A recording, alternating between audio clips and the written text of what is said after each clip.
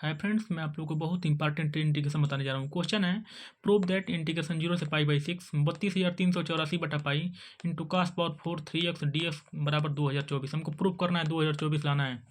तो प्रूफ में क्या करेंगे, किसी भी इंटीग्रेशन को आप क्या करेंगे, सर्वप्रथम कुछ चूज कर लीजिए। मैं आई चूज कर लिया हूँ, आप कुछ भी चूज कर सकते हैं, आपके मतलब जो भी आपको आवश्यकता लगे। तो लेट आई बराबर इंटीग्रेशन 0 से पाई बाई 6 32,384 बटा pi into cos power 4 3x dx। तो हम क्या किए हैं, पुट 3x बराबर के, मतलब 3x को के मान लिए हैं। तो जिसको मानते हैं समाकलन में उसका अवकलन करते हैं, मतलब 3x बराबर के लिए तो इसका अवकलन करेंगे। तो 3 कांस्टेंट है, x का अवकलन dx होगा, k का अवकलन dk होगा। तो 3dx बराबर dk हो गया। हमको किसकी आवश्यकता है, dx की। तो यहाँ से dx बराबर क्या हो जाएगा, 1/3 dk। देखिए अब आप पढ़े होंगे कि यह किसका लिमिट है, या लोअर लिमिट बोलते हैं इसको, अपर लिमिट बोलते हैं, ठीक। यह किसका लिमिट है, यक्स का, मतलब वेरिएबल इसमें क्या है, यक्स है। तो देखिए डी वेरिएबल कैसे जानते हैं, जो भी डी के साथ सफिक्स लगा होता है उसी को वेरिएबल बोलते हैं। तो डी के साथ क्या लगा है, यक्स लगा है, तो यक्स इसमें वेरिएबल है। तो यह लिमिट किसका है, यक्स का। तो देखिए, तो हम यहाँ पुट तो किए हैं ना, पुट 3x बराबर के। अब हम वेरिएबल किस में कन्वर्ट कर रहे हैं, यक्स वेरिएबल को किस में कन्वर्ट कर रहे हैं, के वेरिएबल में। तो देखिए डी किस में कन्वर्ट हो गया, डी के में। तो अब हमारा वेरिएबल क्या हो जाएगा, के हो जाएगा। तो देखिए यह यक्स का लिमिट है। अब हम के लिमिट को, एक्स के लिमिट को चेंज किस में करेंगे, के लिमिट में। तो जब देखिए एक्स का लोअर लिमिट 0 है, इफ एक्स बराबर 0, तो के बराबर क्या हो जाएगा, यहाँ 0 रखिए, तो के बराबर भी 0 हो जाएगा, ठीक।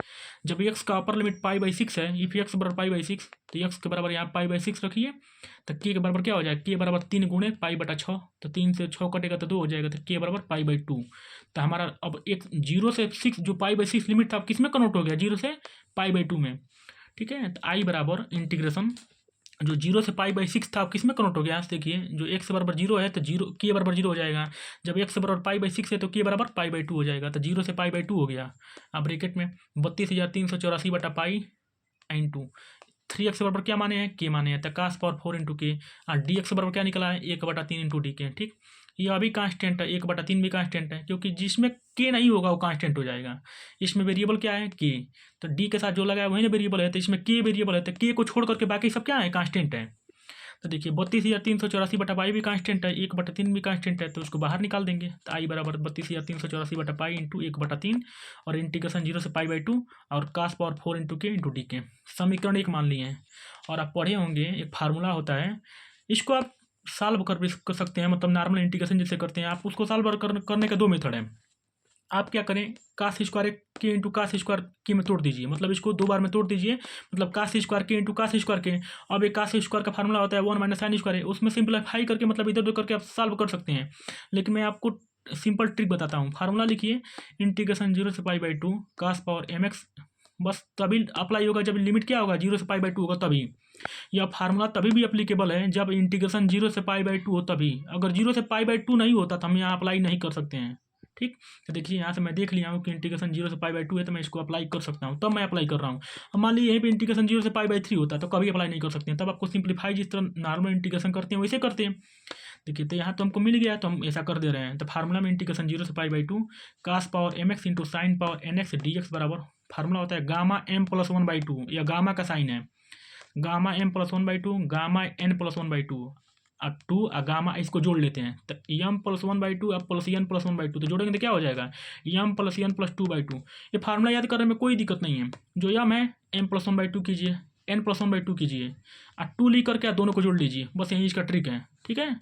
तो भाई क्वेश्चन से यहाँ से ये तो फार्मूला हो गया। अब इस क्वेश्चन से हमको इससे m और n का मान क्या निकल रहा है, देखिए ये से आप कंपेयर करते हैं तो कास पावर mx का कास पावर 4x, एम बराबर क्या है, 4 है।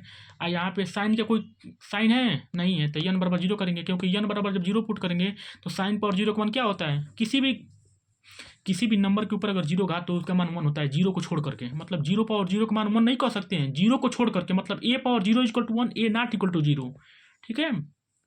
तो भाई क्वेश्चन से आपको क्या निकल रहा है, m बराबर 4 रख दें, n बराबर 0 रख दें, तो हम इसका मान निकाल सकते हैं, ठीक है।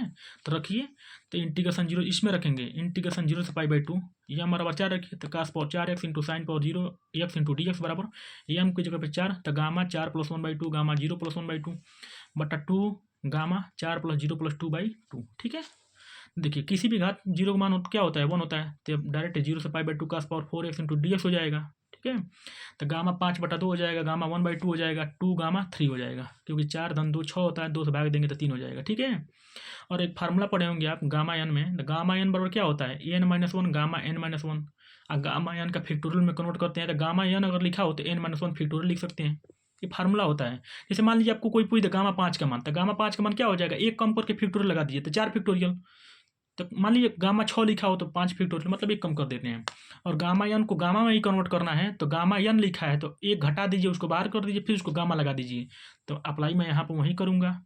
तो गामा 5/2 है, तो इसमें से एक घटाइए, तो 5/2 में से एक घटाएंगे तो 3/2 होगा, फिर गामा 3/2 हो जाएगा, फिर 3/2 में से एक घटाएंगे तो 1/2 हो जाएगा, फिर गामा 1/2। अब इंटू 1/2 पहले से ही है। आप सोच रहे होंगे गामा 1/2 पे क्यों रोक दिए, क्योंकि गामा 1/2 से ज्यों एक घटाएंगे 1/2 में से तो निगेटिव में हो जाएगा, और निगेटिव नॉट डिफाइंड गामा में, क्योंकि गामा एन कभी निगेटिव में डिफाइन नहीं होता है। गामा के अंदर अगर जो भी वैल्यू होंगी यह हमेशा नेचुरल नंबर होगा। ठीक है, नेचुरल नंबर नहीं, हमेशा पॉजिटिव इंटीजर ले सकते हैं आप पॉजिटिव रियल नंबर ले सकते हैं। ठीक है। तो देखिए, और गामा एन यहाँ पे है, तो गामा 3 है तो इसको 2 फैक्टोरियल लिख सकते हैं कि नहीं लिख सकते हैं, इससे गामा एन बराबर n-1 फैक्टोरियल, तो गामा 3 को 2 फैक्टोरियल लिख सकते हैं। तो 3/2 यहाँ आपको समझ में आया होगा जरूर, क्योंकि 5/2 का फार्मूला मैं ऊपर वाला यूज किया हूँ और नीचे वाले के लिए यूज किया हूँ, क्योंकि गामा एन बराबर n-1 गामा n-1 होता है। तो 5/2 में से जब एक घटाएंगे तो 3/2 होगा। ठीक, फिर गामा 3/2 हो गया होगा, फिर गामा 3/2 में अप्लाई करेंगे तो 1/2 गामा 1/2। अब इसके बाद अगर अप्लाई करते हैं तो निगेटिव में आ जाएगा, तो नॉट डिफाइंड, तो हम इसको यहीं पर रोक देंगे, क्योंकि गामा हाफ का मान रूट में पाई होता है और हमको अच्छा भी हो गया। अब पहले से गामा हाफ दिया ही है। आप सोच रहे होंगे क्यों मैं यहाँ पे अप्लाई नहीं किया होता, आप खुद सोचिए। जब गामा एन बराबर 1/2 रखेंगे तो निगेटिव में 1/2 तो बाहर हो गया, ठीक है, लेकिन अंदर गामा में -1/2 आ जाएगा, लेकिन नॉट डिफाइंड, इसलिए मैं यहाँ भी इसको छोड़ दिया हूँ। ठीक है। देखिए, तो यहाँ पे आ गया है, तो इंटीग्रेशन 0 से π/2 cos पावर 4x ds का मान निकाल रहे कि नहीं निकाल रहे हैं, यहाँ से देख लीजिए। क्योंकि जब n बराबर 0 पुट किए थे तो साइन पावर 0 का मान क्या होता है, 1। किसी भी नंबर के ऊपर अगर 0 लिखा हो उसका मान 1 होता है। ठीक है। तो इंटीग्रेशन 0 से π/2 cos power 4x into ds हो जाएगा, तो उसी का मान तो देख रहे हैं ना।